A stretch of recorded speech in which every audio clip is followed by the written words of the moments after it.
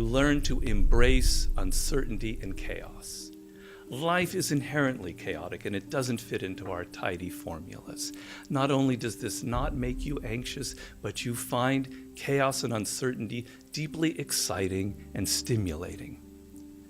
Slowly adopting this as an overall philosophy will naturally loosen the mind up and give it greater creative flow. You will naturally consider more options and possibilities. The reason that most people are not successful or not wealthy is not because they set their goals too high and miss them. It's because they set them too low and hit them. Get that? It's not because you set your goals too high and miss. You set your goals too low and you hit them. And you get caught up in the average daily struggle of averagism and mediocrity. That's what kills people. Everybody raise your hand for a second, please. Raise your hand.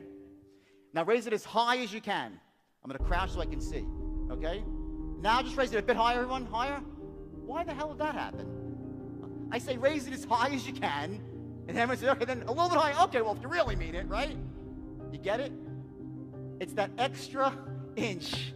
That's where you want to set your goal. Not pie in the sky and out of control like it's never going to happen. Because that's a load of crap too. People that set those sort of goals, they abandon those goals. And we'll get to that later.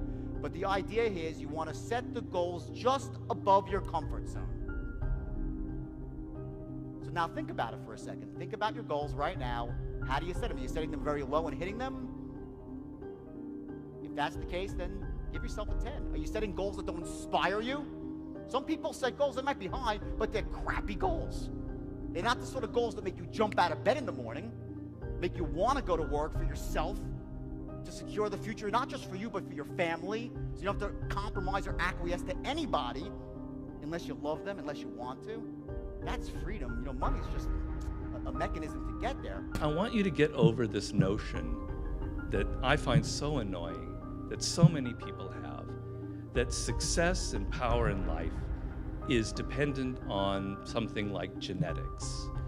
Like some people are born with a larger brain, or they have wealthy parents who are able to send them to the right school, or it's all a matter of luck.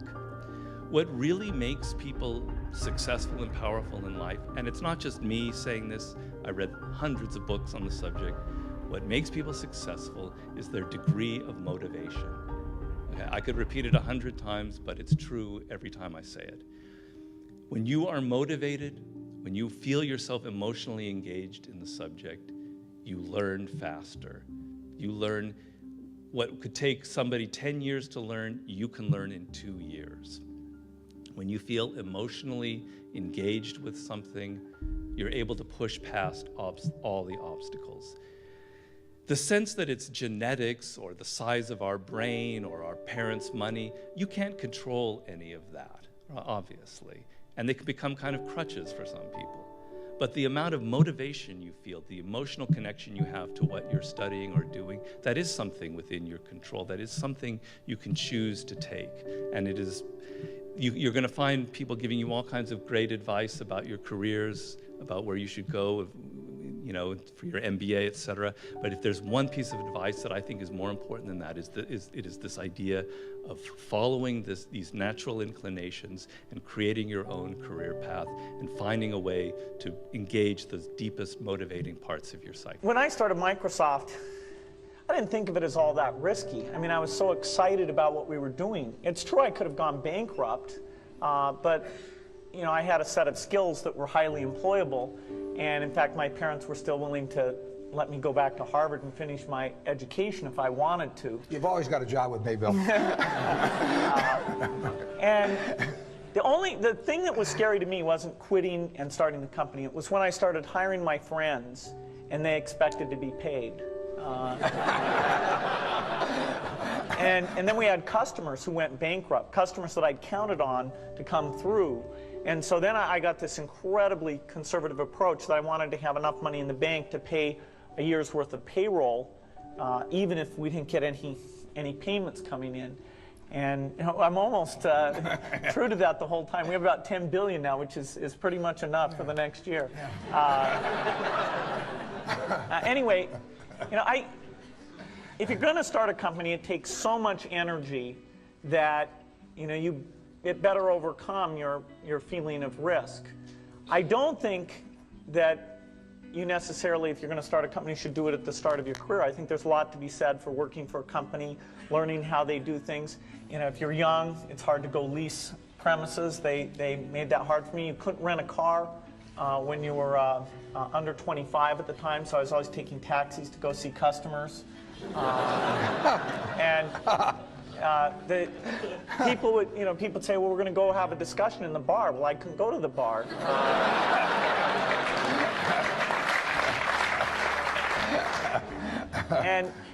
But that's fun, because I'll tell you, when people are first skeptical and they think, oh, this kid doesn't know anything, then when you show them you've really got a good product and you know something, they actually tend to go overboard and they think, whoa, they know a lot. Let's really do an incredible amount with these people. So our youth, at least in this country, was a huge asset for us once we reached a certain threshold. It is hard.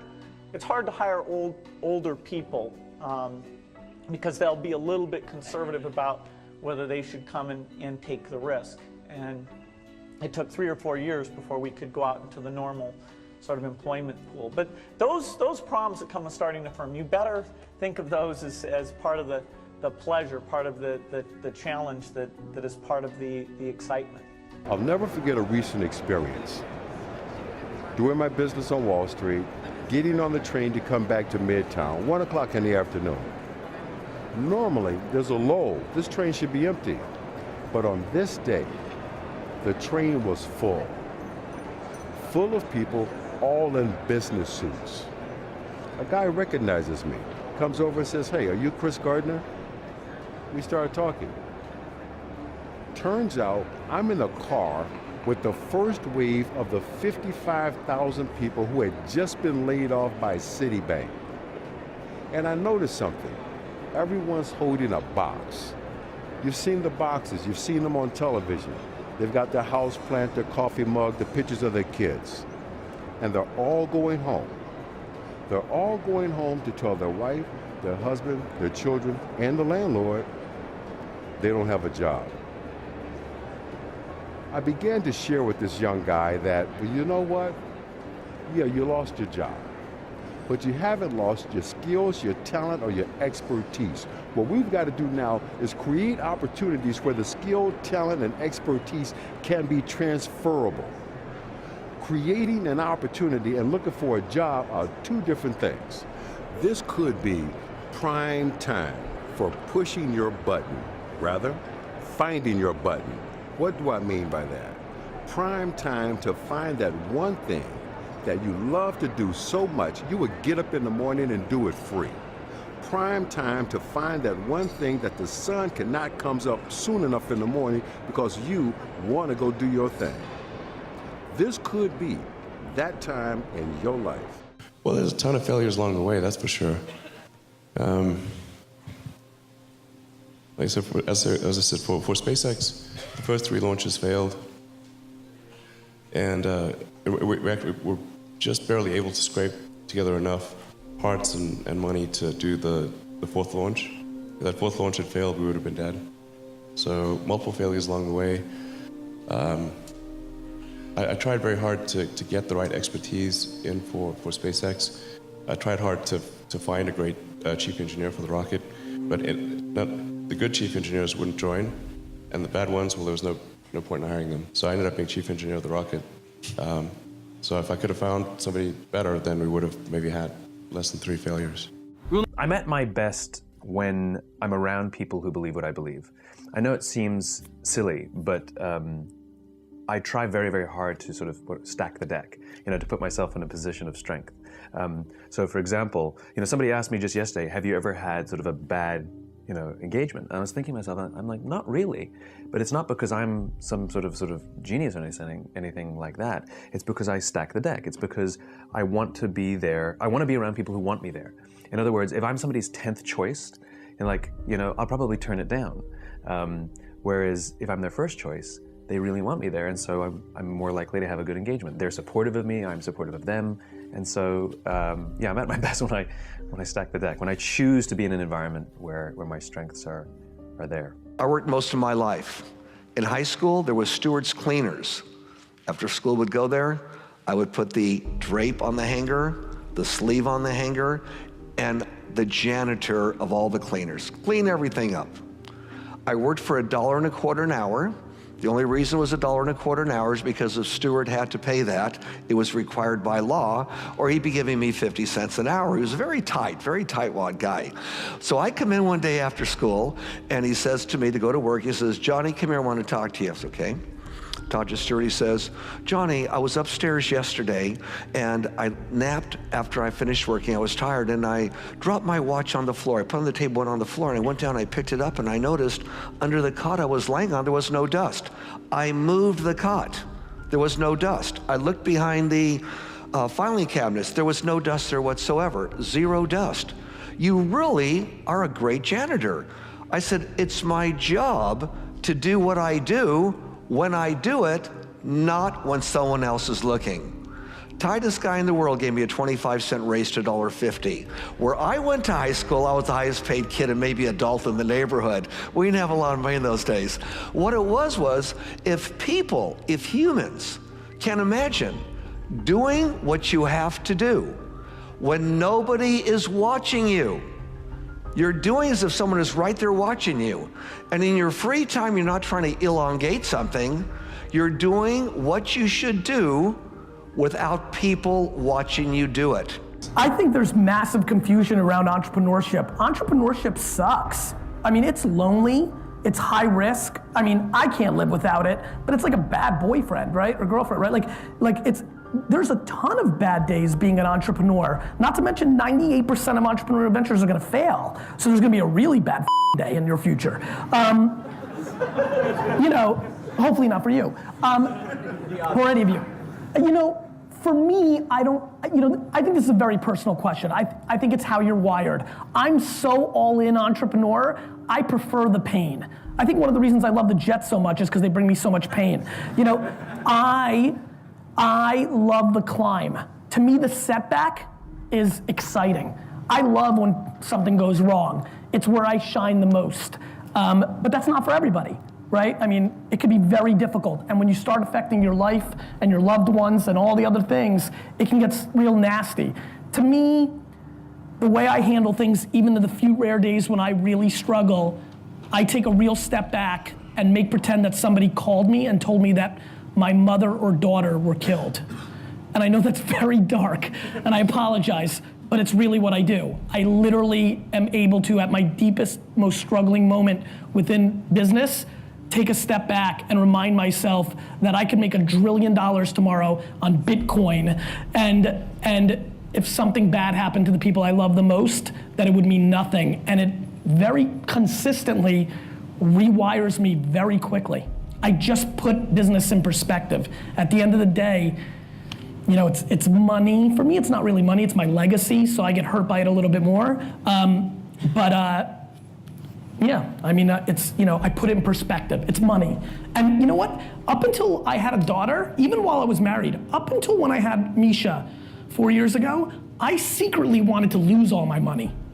I had this weird, twisted, dark fantasy of losing everything just to rise again like a phoenix. I mean, there's so many mistakes salespeople make. I think you need to get down to like the main ones, but you're not selling the solution. I mean, even before that, though, I would say, Corinne, is the biggest mistake. People are not excited. They're not alive. They're not showing interest in the cycle, and they lose interest. I was in Barcelona recently, and I was looking at a watch, and the cycle didn't close. I could have bought the watch. I was qualified to buy the watch. I'm the one that walked myself in the shop on my vacation to look at the watch. I knew exactly the watch I was looking for. And when I left, my wife said, "What could he have done to close the sale. I said, well, he could have kept life in the cycle. He could have kept the cycle open. So what I mean by that is, look, if you're not interested, if you don't believe the cycle can be closed, it will not close. So the number one mistake I think salespeople, managers, and the store makes is they assume a close can't be had that day. I go into every cycle, every sales cycle with every prospect, every phone call, no matter how complex the sale is or how simple it is, with the belief that I can sell that product that day, this time, now. I focus on things that are AI driven, artificial intelligence driven, whether it's machine learning, deep learning neural networks, medical applications.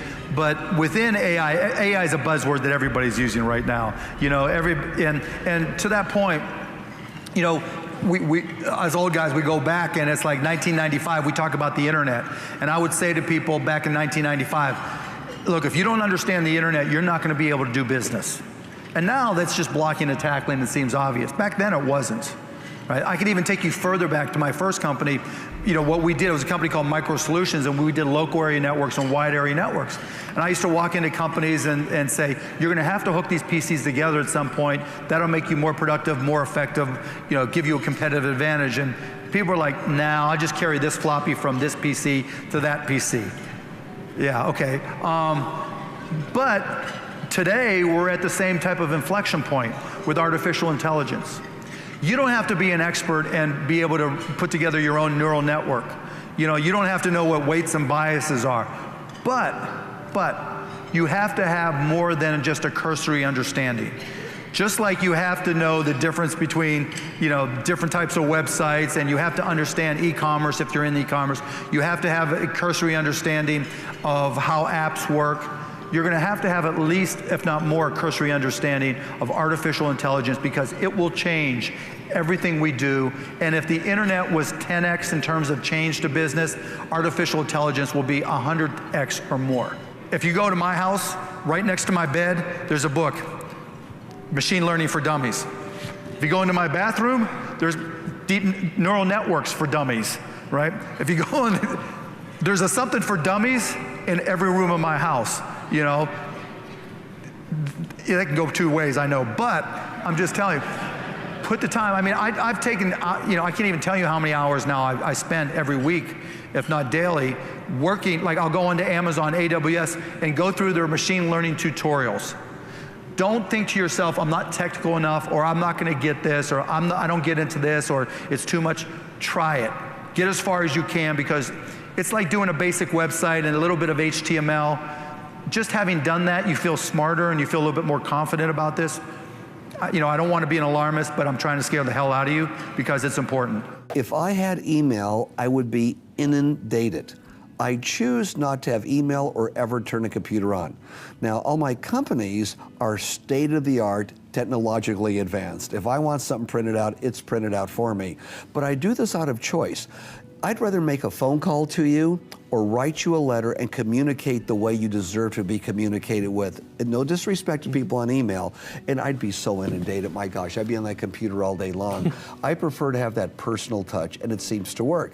With all the companies I have that I'm quite active in, but I have great presence running most of them. Thank God, I'm very blessed there, right, to take care of the details. But I'm still hands-on in many, many of the businesses here. And I can work better that way. And it goes down to this.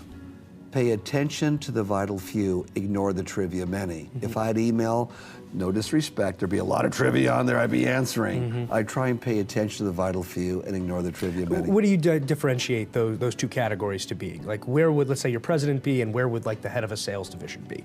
Are they on two sides of that equation? No, what it is if it's one of my companies, you could call me directly. But people know, call me directly if you have to, but don't bother me with something someone else can handle. And they do it. It works really, really fine, works really well.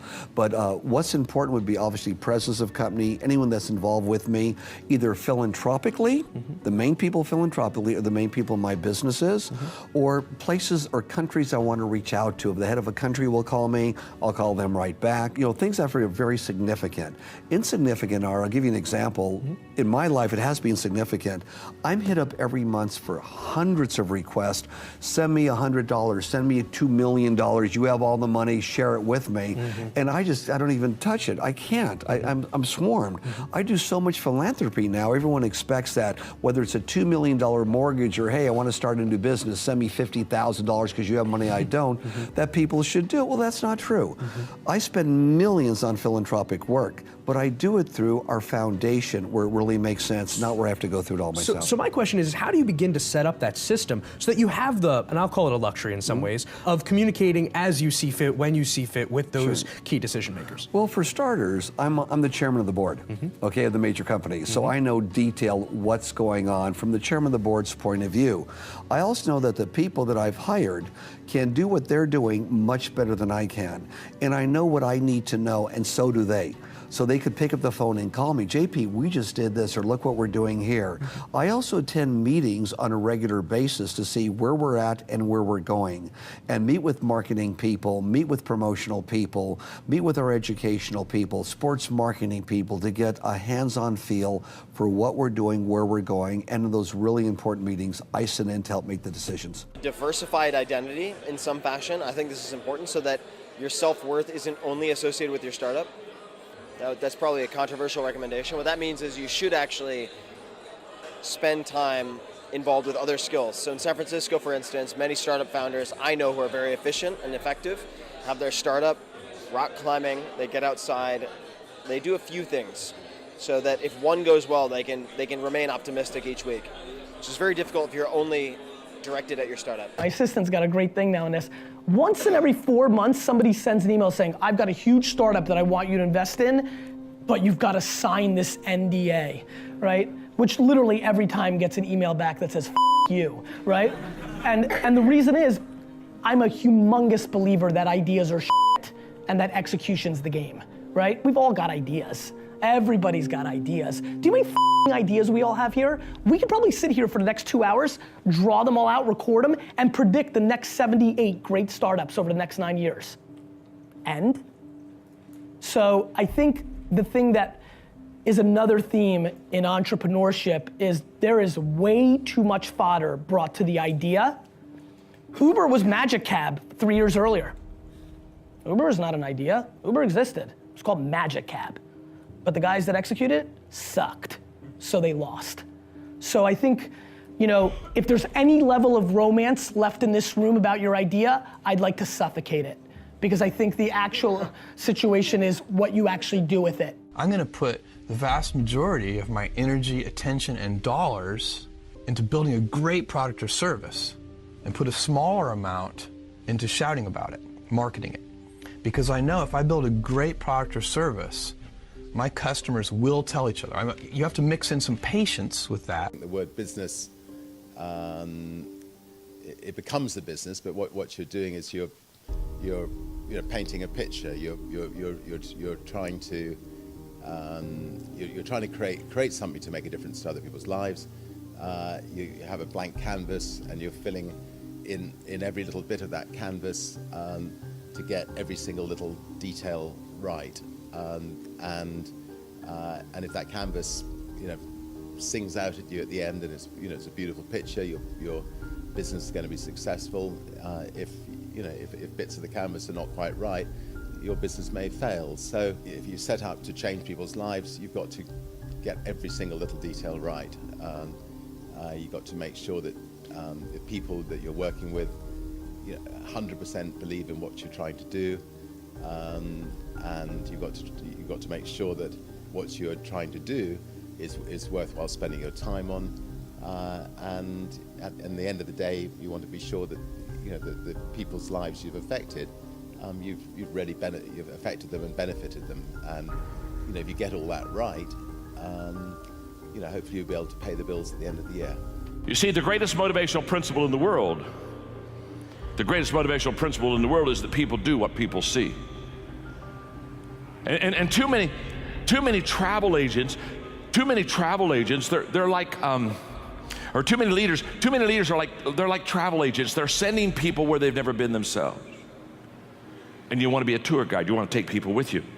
You want to say, this is the area where I've been, this is where I live, this is the area where I lead, come along and follow me. And at level number 3, your leadership begins to gain credibility because now you are fleshing out for the people around you and you are modeling for them things that they want to see, and you are starting to produce. Hey, work to your potential, not your quota. If you want to stay really motivated, if you want to answer the question to why people that have already made it keep pushing, it is because they don't operate on quotas, they operate off potential.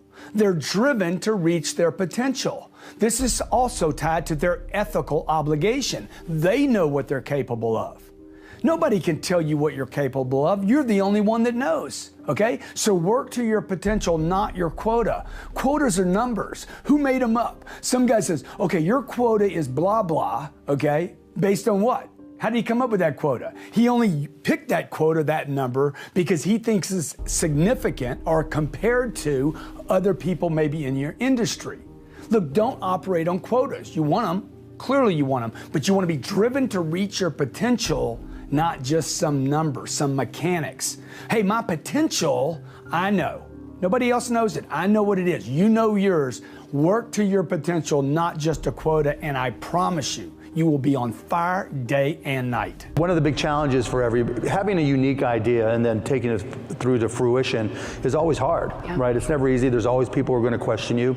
And being able to take that first step and fight through all the naysayers, you know, it's a process, but once you start to get traction, whether it's Uber, Lyft, whoever it may be, you know, and you're taking steps that nobody else has, that's when you really have to fight. And you know, now, particularly where we don't have an administration that's particularly tech literate, I think there's going to be new challenges. And so the companies that are emerging today, maybe some of them are here at South by Southwest, you know, maybe it's going to be a little bit more difficult, but still there's no less need and it's no less important. You know, it's as the world changes, and I think it's going to change more over the next 10 years technologically than it has the past 30, we're going to need people to disrupt and make the world better. I talked to my dad, I talked to Warren, I talked to my wife Melinda. So I have enough people that know me and actually know where my judgment isn't its strongest, where I might get overexcited about something or, you know, forget to think about something. And so they're good at correcting, particularly Melinda, good at correcting whatever those blind spots are. And I think it's good to encourage your friends and advisors to really give them that license. You know, I can go to a party and forget to say hello to various people or something. That's a very minor example of my blind spots. Not to the hostess. Well, Melinda would help me do that. Yeah, she would, so, yeah. So, you know, a small number of people that you can turn to on certain key things is a great asset. If you want to make progress in things, I think that the best analytical framework for understanding the future is physics. I'd recommend studying the thinking process around physics, like not the equations. I mean, the equations certainly they're helpful, but the way of thinking in physics is it's the best framework for understanding things that are counterintuitive. And you know, always taking the position that you are to some degree wrong, and your goal is to be less wrong over time. I think one of the biggest mistakes people generally make, and I'm guilty of it too, is wishful thinking. You know, like you want something to be true, even if it isn't true, and so you ignore the things that you ignore the real truth because of what you want to be true. This is a very difficult trap to avoid. And like I said, it's certainly one that I find myself in having problems with. But if you just take that approach of you're always to some degree wrong, and your goal is to be less wrong, and solicit critical feedback, particularly from friends. Like friends, particularly friends, if somebody loves you, they want the best for you. They don't want to tell you the bad things. So you have to ask them, you know, and say, really, I really do want to know. and then they'll tell you. how do I get over my block of I am never good enough, especially when my significant other has high expectations but does not support me in reaching those expectations? Okay, so we have two issues. So first of all, getting over your block of I'm not good enough. For me, the thing that absolutely destroyed all of that is my unflagging belief in one simple thing. I can learn anything. So I may not be good at that thing now. I may really not be good enough. Like when I think about building a studio to rival Disney, I'm not good enough yet. There's a huge chasm in skill set between me and Bob Iger and being able to do that. I fully understand that. And I have to do something different, which is found this create all the energy, whereas Bob Iger came in they've been in business for like 75 years or something by the time he came along. So it is a really intriguing skill set to be able to both build and create something, scale it, and then run it once it's big. So I know full well that I am not yet the person that I need to be in order to do that. And so my time and energy is spent in building that skill set. So I don't freak out over the fact that I'm not good enough. That's very easy for me to admit. I instead spend my time thinking about how do I acquire those skills in order to actually become good enough. So don't let your self-worth be tied up in that notion of good enough. Humans are the ultimate adaptation machine. From that, I derive my sort of high-level sense of worth that, hey, every human being has worth because they're an ultimate adaptation machine and they can become anything they want. That's just really cool and amazing. And then also, I just am deeply compassionate for the human condition. So, yeah, regardless of where people fall on that path of actually executing against that potential, I get it, man. Being a human is both beautiful, amazing, all this potential, and it's really hard. So have compassion for yourself, which I think is incredibly important, and know that this is hard.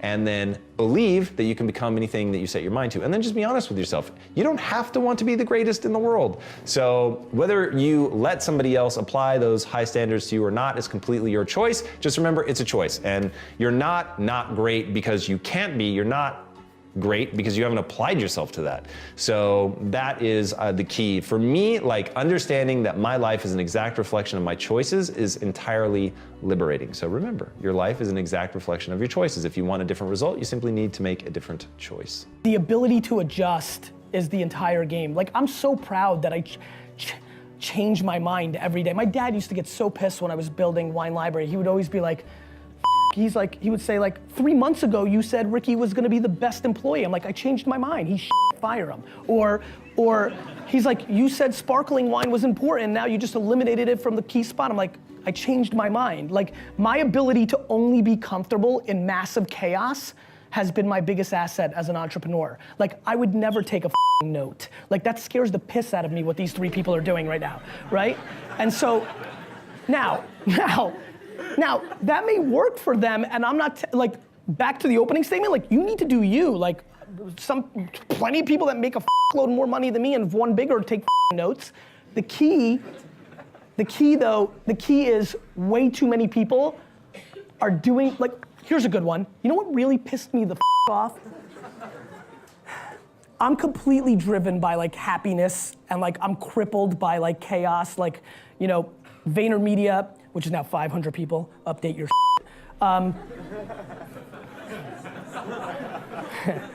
VaynerMedia is like completely dictated by, like, I'm a dictator of HR. Like, all I care about is the atmosphere. All I care about is how people, all I care about is like how people roll. Like, I think I fired the 4 most talented, smartest people that have worked for me, because if you don't know how to play with the other boys and girls, you're out, because I suffocate under, you know, conflict and negativity, and like, nobody's better than me, so you gotta go. So what really pissed me off in tech world was when Steve Jobs' book came out, when he was dying, when it was all about Steve 3 or 4 years ago. I literally watched a lot of my tech startup friends start being like a to their staff, because Jobs was tough.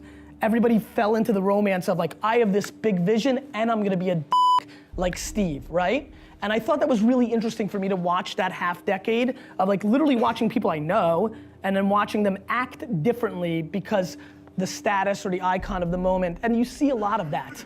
And so, like, that is probably the energy I'm trying to bring to this class today, which is, you can look at, like, how people roll, and, like, it's great to admire and things of that nature, but it's so damn important to stick to, like, your DNA, right? And, like, what you're good at. And to recognize that you need to surround yourself, whether it's your co-founder or whether it's the people that work for you. Like, all I do is hire the people that are the opposite of me, that bring the other value, that bring me the ability to remember what the that meeting was about and go make sure it happens. You know, like whatever it may be, right? And so I think that's another thing that I would highly recognize. There are 4 levels of learning. Okay, let me tell you what the levels are. Some of you might know, if you've been through any self-development, this is some very basic stuff, but it's important here. The first level is called being unconsciously incompetent. And what that means is this: when you first start doing something, you know so little about it, you basically know nothing. You don't know what you don't know. This is a very scary spot to be in. When you're thrown into a situation and you're a complete novice, you say, geez, I'd love to get better at this, but I haven't the slightest idea of what I don't know. Everyone follow that concept? This is what most people start off, okay? The next level is becoming consciously incompetent. That means that you're like, Jesus Christ, I don't know anything. You're like, there's this, there's that, there's all these strategies, they all sound great, I don't know them. That's the next level. Next level above that is called being consciously competent. Consciously competent means that you're good at something, but you can't really do it with your eyes closed yet. You're good, but it requires all your focus and your mental energy. Like, remember when we were kids growing up, you learned to tie your shoe. In the beginning, you're like, tie your shoe, like, you're putting your fingers across, and someone says, excuse me, like, don't interrupt me. You can't tie your shoe and have a conversation at the same time, right? That's when you're consciously competent in something. It requires all your conscious focus. The next level above that is called being unconscious competence. And that means when you're really, really great at something, you can do it without thinking about it.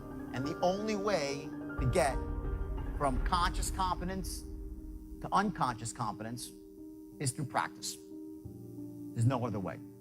By drilling it into your head again and again and again and again and again until your brain just clicks, and all of a sudden you're using the unconscious part of your mind, which is infinitely more powerful than your conscious mind. What we have always wanted to do is raise the standard for what it means to be customer-centric to such a degree that other organizations, whether they be other companies or whether they be hospitals or government agencies, whatever the organization is, they should look at Amazon as a role model and say, how can we be as customer-centric as Amazon? Even competitors, I imagine, right? Hopefully competitors as well. But if we could make, if that could be our legacy, that we kind of raised the general idea of what it means to be customer-centric, that would be a huge accomplishment. It would be accomplishing a mission that's much bigger than ourselves. What is your best piece of advice for the next generation's influencers? I think it's really to be true to yourself and listen as much as one is able to other people whose opinions you respect and look up to, but in the end, it has to come from you, and you can't really worry too much by looking to the left or to the right about what the competition might be doing or other people in your field might be doing. It has to be a true vision. You got to make a commitment to service. You got to make a commitment to, like, hey, I have a target. I know that when we don't achieve targets here in my office, the first thing I ask, regardless of the internet department, if it's my accounting department on collections, or it's my sales department, I'm going to ask a question. What is the target? No target results in no sales. So if you're in parts, if you're in service, look, have a target. Measure that target hourly. If you really want to get results, measure your target every hour to see what did we get in the last 60 minutes. I promise you, do those 2 simple things. Don't even learn anything about how to sell anybody anything. Have a target, measure it every hour, and I guarantee your sales will come up. Connecting increases your influence in every situation. For the foundation of the teaching today, I want to make sure that we really have a grasp of why connecting with people is so vital. So if you'll go to the very first sentence in your note, the number 1 criteria for advancement and promotion for professionals is an ability to communicate effectively. That I do believe. I think the ability to connect and communicate is the number 1 criteria for success with your family, with your marriage, with your children, with your friends, in the workplace, the marketplace, in the community. If you have the ability to connect with people, if you can communicate and connect, not just communicate, it takes you and literally gives you and I a decided edge over others in the advancement of what we're trying to accomplish. For example, in your notes, presidential historian Robert Dallek says that successful presidents exhibit 5 skills and qualities that enable them to achieve things that others don't. So he's talking about leaders and presidents and people. What makes some achieve better than others? Here's the 5 things they do well. Number 1 is vision. Number 2, pragmatism. Number 3, consensus building. The ability to put together a team and get consensus. Number 4, charisma. And number 5, trustworthiness. Being a trustworthy kind of a person. Now, what is interesting about these five things that set the better presidents apart from maybe the average ones, 4 of the 5 deal with connecting. Vision is definitely a connecting skill, the ability to cast a future vision. Consensus building, getting people to work together. You have to be able to connect to do that. Charisma, of course, that's why people follow the quote, the Pied Piper, and trustworthy. 4 of the 5 of the skills needed to be successful as a leader had a lot to do with connecting. So let me define connecting, because that's what this book is all about. Connecting is the ability to identify with people and relate to them in such a way that it increases our influence with them. In other words, we can identify with them until they say, he or she understands exactly what I know and what I'm going through, and we can relate with them until because of that ability, we begin to increase our influence with them. And of course, what do I teach about leadership? Very simple, leadership is influence. One of the most difficult choices I've ever faced in life was in 2008. I think I had maybe $30 million left, or $30 or $40 million left in 2008. And I had 2 choices. I could put it all into one company, and then the other company would definitely die, or split it between the 2 companies. But if I split it between the 2 companies, then both might die. And when you put your blood, sweat, and tears into creating something, and building something, it's like a child. And so it's like, which one am I going to let one starve to death? I couldn't bring myself to do it, so I split the money between the 2. Fortunately, thank goodness, they both came through. The nature of capitalism is that people want to come in and take your castle. Perfectly understandable. I mean, if I'm selling television sets or something, there's going to be 10 other people that are going to try and sell a better television set. If I have a restaurant here in Omaha, people are going to try and copy my menu and give more parking and take my chef and so on. So capitalism's all about somebody coming and trying to take the castle. Now, what you need is a castle that has some durable competitive advantage, some castle that has a moat around it. And that moat, one of the best moats in many respects, is to be a low-cost producer. But sometimes the moat is just having more talent. I mean, if you're the heavyweight champion of the world and you keep knocking out people, you've got a competitive advantage as long as you can keep doing it. And it's very profitable if you're the one that happens to be able to do it. If you can turn out great motion pictures, I mean, Steven Spielberg, I mean, he's a fellow to bet on, and it has enormous economic value. Almost 90% of sales managers say they don't have time, And again, it goes back to, look, if you knew it was going to bank you money today, would you make time for it? So they would make time for it, because they make time for the things that make them money. If you have a customer, hopefully, if you have a customer and you're working a deal with that customer and you got a hamburger in front of you, hopefully you're going to push the hamburger aside and work that deal, because the priority is to make money. In the same conversation, that sales manager does not believe that sales training converts to ROI or money, so he doesn't make the time for it. When you say you don't have time, the truth is you're saying, I'm not making it a priority because I don't think it makes me money. Most people don't have a compelling vision for their own future. They don't. They move through life setting goals. And goals have no power. We're at this point, goals had power in 1959 when Earl Nightingale came with this idea of goal setting, and everyone's like, wow, I'm a goal-oriented person. And that was great. And it worked for like 20 years. Everyone set goals and they got results. But then all of a sudden, you set goals, and sometimes you hit them, sometimes you don't. Most times you don't. Okay, and that's okay. But goals almost became a synonym for like, oh, I'm going to set a goal, and who gives a shit what really happens afterwards. And it almost is synonymous with failure now, goal setting. There's something above, and I believe in setting goals, but there's got to be something above your goals, and that's your vision for the future. And it's not just about, it doesn't have like an ending point, it's about the world being a certain way. And that's inspiring to you. When you truly have a vision for your future that inspires you, you're going to jump up out of bed in the morning and feel great about going at life versus being miserable and going to a job you hate or living a life that doesn't empower you and just, every day moving through just almost like an automaton, not really, having the zest and the greatness of life. And I'm guilty. I've been there myself when I felt like I didn't really have a compelling vision for my own future and I felt like I was wallowing. But at least I'm conscious of that. Once you become conscious of that, you can consciously create a vision for your future. It doesn't happen in 1 minute or an hour. You write it down, you work on it when you finally hit on it, how you got it? When you read it back to yourself, your vision statement, and it moves you and you feel inspired. Okay? And so few people have that, and what happens is every human being is thirsty for a vision. Everyone is. And so few people have one. So what do? They gravitate towards someone who has a vision for the future because they want to be a part of a vision.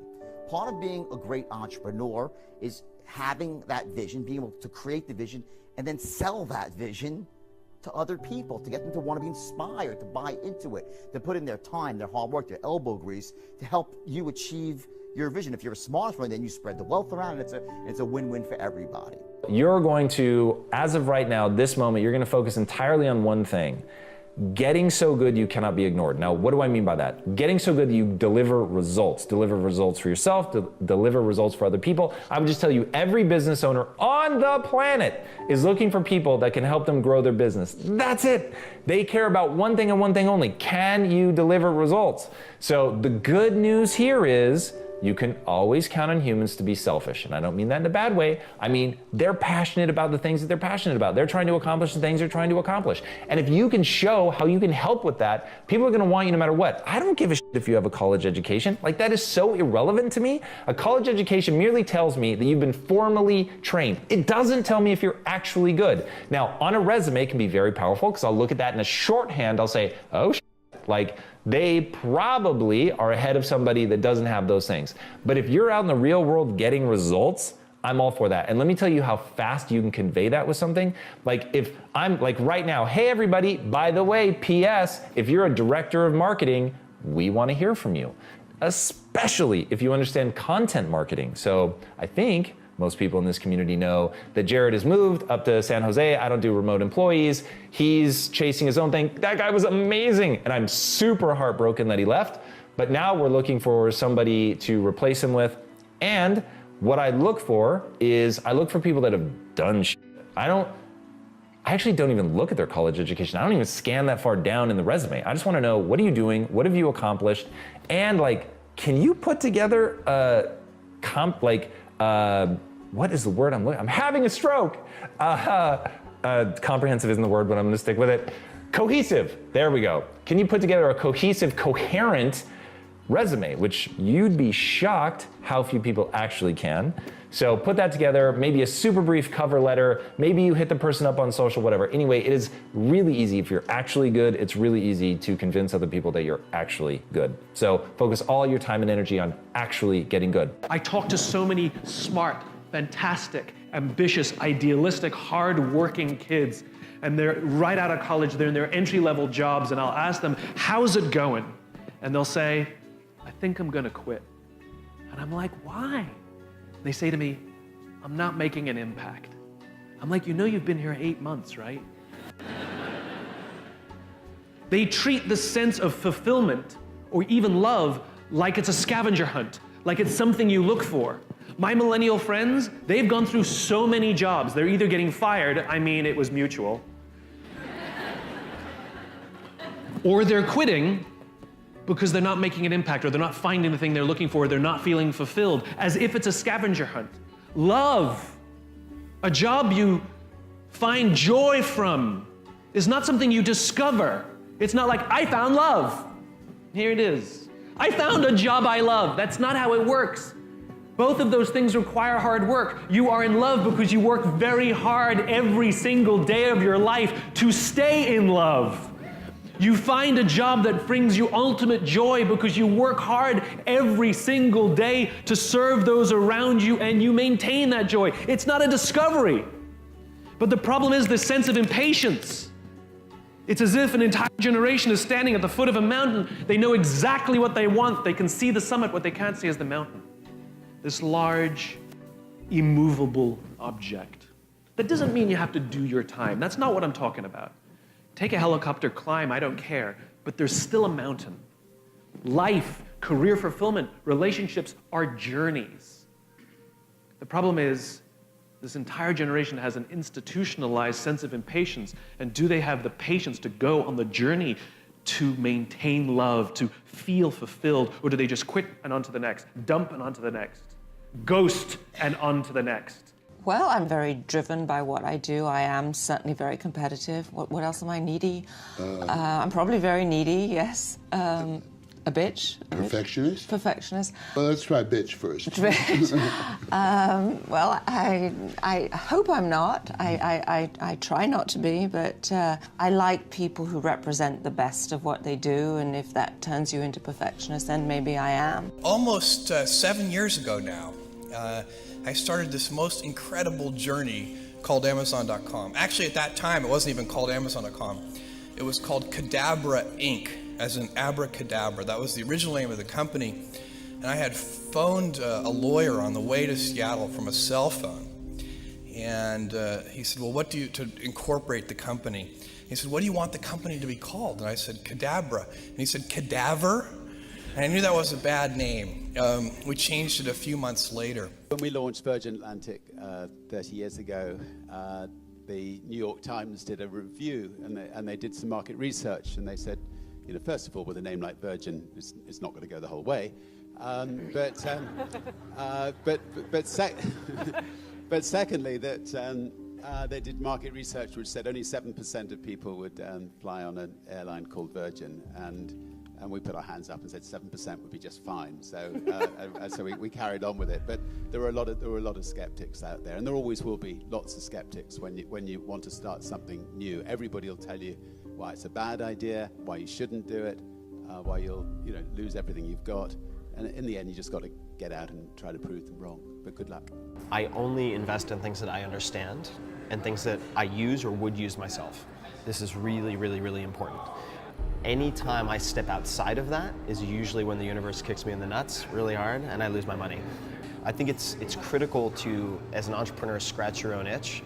It increases the odds of success or the probability of success. And then as an investor, I look for people who are scratching their own itch. I think success, first of all, is knowing my purpose in life.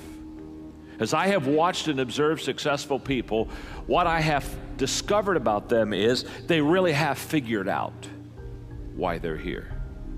They really do have their act together. And knowing their purpose in life is a stability for them. So that when everyone else is rocking and rolling and things are a little unsteady and people are kind of leaving the ship and people are kind of abandoning their causes, these people, they hold steady right throughout the storm because they have a true North Star. They truly are focused. It becomes an anchor in their life that just holds them steady. And the anchor is a confidence based upon a knowledge of purpose.